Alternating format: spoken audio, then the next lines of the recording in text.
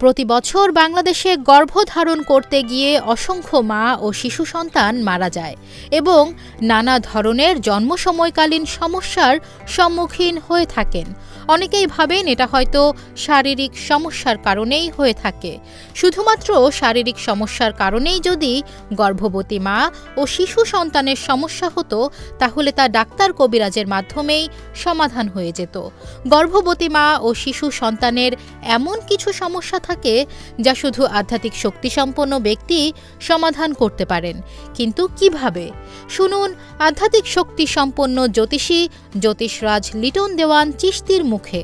অনেক মা বোনেরা গর্ভধারী থাকেন, যখন থেকে পেটে বাচ্চা আসে এবং টেস্টে ধরা পড়ে তখন থেকে যদি একটা রক্তপ্রবালের লকেট গলায় পরা যায়, এই বাচ্চা স্বয়ং সম্পূর্ণ থাকবো, মিসক্রেড হওয়ার সম্ভাবনা থাকবে না এবং ওইটার ভিতরে কোনো কুদৃষ্টি ঢুকবে না। এই বাচ্চা দেহের ভিতরে থেকে কোনো রাহুর প্রভাব পাবে না।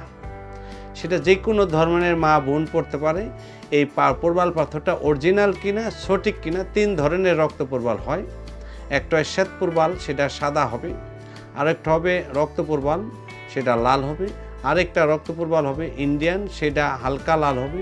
যেটা ইটালি সেটা একটু মোটামুটি লাল হবে। আর যেটা জাপানে সেটা লিপস্টিক কালার করা লাল হবে। এবং এই পাথরগুলো যদি সঠিকভাবে পরীক্ষা নিরীক্ষা করে পড়া যায়, এই বাচ্চা হওয়া পর্যন্ত এই বাচ্চা সেফটি থাকবে।